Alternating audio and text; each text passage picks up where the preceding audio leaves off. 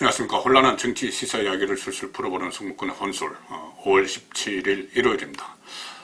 일요일에는 제가 국회 여의도 주변에 떠드는 여러가지 분석들이 나오는 그 정치 1번지 그 여의도에서 나오는 여러가지 이야기들을 소개해드리는 정가 뒷담화 코너를 전해드리고 있습니다. 오늘은 보수 정당의 대권 주자 이야기를 좀 해보겠습니다. 지금 총선에서 보수 세력이 참패하고 이제 곧 다음 선거는 2년 후가 되지만 대통령 선거입니다. 자, 그런데 대통령 선거에서는 과연 보수가 회생을 할 수 있을까? 지금까지 선거에서 거의 뭐 4연패를 했죠.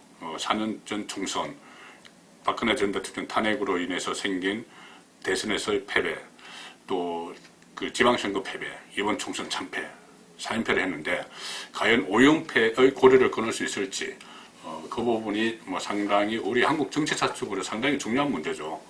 다음 대선까지 만약에 보수정당이 실패를 한다면은 한국 정치 지형은 완전히 기울게 됩니다.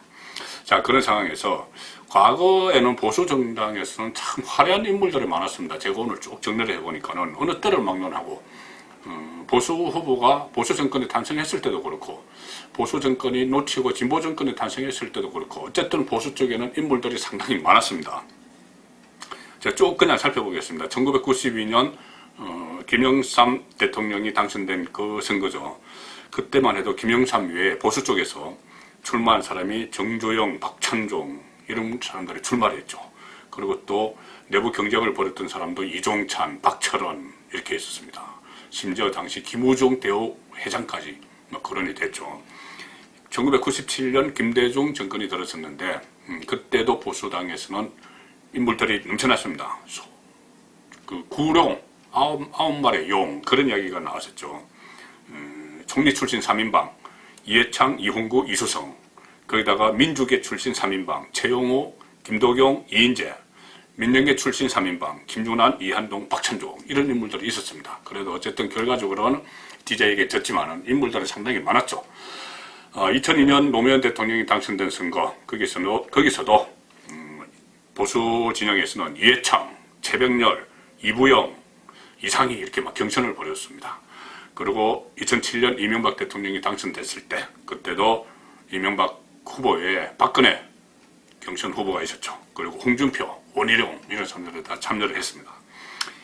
2012년에 결국은 박근혜 대세론에 의해서 박근혜 대통령이 당선됐는데 그때도 내부 경선이 있었습니다. 임태희, 김태호, 안상수, 김문수 이렇게 경선을 했죠. 심지어 그 이후에 또 김무성 전 대표도 나타나서 경선 여론조사 1위까지 하고 이렇게 했습니다.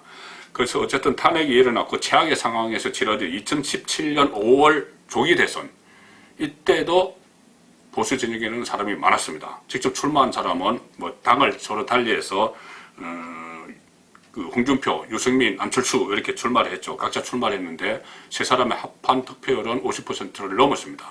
문재인 후보가 받은 41.6%보다 훨씬 많았죠. 그리고 출마하지 않았지만 그때 반기문, 한교안 이런 사람들도 다 출마 가능성이 상당히 높았었다가 막판에 접었습니다. 그런데 지금은 어떻습니까? 사람도 없고 그나마 있는 사람들의 지지율이 상당히 초라합니다. 보수 진영의 대권 주자들. 좀처럼 길을 펴지 못하고 또 4.15 총선 참패 이후에 더욱더 대선 주자들의 모습이 보이지 않는 그런 상황인데 갤럽이 최근에 지난 12일과 14일 사이에 전국 성인 1000명에게 다음번 대통령 가물을 누가 좋다고 생각하는가 이렇게 물었습니다. 28%가 민주당의 이낙연 전 총리를 꼽았습니다. 2위는 이재명 경기도지사 민주당 11%. 모두 여권 후보가 앞서 있죠. 그리고 보수 진영만 딱 보면은 홍준표 2%, 한교안 1%, 유승민 1% 이렇게 나옵니다. 중도로 분류되는 안철수가 3%. 자, 그래서 이러다가는 그 전국 단일선거 4연패에 이어서 다음 대선까지 5연패가 불을 보듯 뻔하다 이런 분석들이 나오고 있습니다. 한교안 전 대표 같은 경우는 총선 전만 해도 이낙연 전 총리에 이어서 2위 자리를 차지했지만 총선이 끝나고 나서 1%대 거의 존재감이 미약해지는 이런 상황으로 갔고, 뭐 유승민 의원도 마찬가지입니다. 총선에 불출마한 이후에 존재감이 상당히 떨어진 상태고, 이제 어쨌든 뭐 2년도 대선이 채 2년도 안 남습니다. 그런 상황에서 앞으로 어떻게 될까 이 문제인데 여러 가지 분석이 나오고 있죠. 첫 번째는 김종인 전 총괄선대위원장이 언급했던 대로 어떤 신예가 짠하고 나타날까, 뭐 40대 경제 전문가 이런 사람들은 나타날까, 나타날 것이다 이런 이야기도 있고, 어쨌든 안에서 사람을 키워야 된다 이런 이야기도 있습니다. 그리고 또 윤석열 검찰총장에게 기대를 거는 사람들도 여전히 있죠. 윤석열 총장이 앞으로 총선 참패 이후에 새로 조성된 이 환경에서 살아있는 권력을 향한 수사를 어떻게 해나갈지 그게 좀 달려있는 것 같습니다.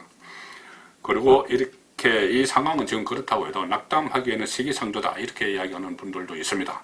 가령 김무성 전 대표 같은 경우에 뭐 2015년경에 대선주자 1위까지 기록을 했지만은 결국은 뭐 후보 경선에도 못 나왔습니다. 지금 이낙연 1위 하지만은 어떻게 될지 모른다. 그런 이야기들이 나오는 것이죠. 또 2년이 남아있기 때문에 대선을 앞두고 전국에 어떤 큰 변수가 발생할 수도 있다. 지금 최근에 보이는 이 진보의 민낯 이런 것들이 계속 드러나고 있기 때문에 그것이 변수가 돼서 새로운 중창경이 조성될 수도 있다. 이런 이야기도 나오고, 코로나 위기가 좀 거치면은 또 이 지금 현 정권, 문재인 정권, 진보 정권의 한계가 노출이 될 수 있다. 뭐 그런 이야기도 나오고 있습니다만은 어쨌든 지금 현재로서는 좀 보수 정당 입장에서는 상황이 좀 암담해 보입니다. 암담해 보이는데 언제든 이 구도는 요동칠 수가 있기 때문에 이 보수 정당 안에서도 서로 내부 정비를 잘 해서 좀 견제를 제대로 하고 또 안에서 사람들을 좀 키우고 그렇게 하면은 완전히 뭐 전혀 기회가 없는 것은 아니다. 그렇게 생각을 합니다. 송국근의 혼술 정가 뒷담화였습니다.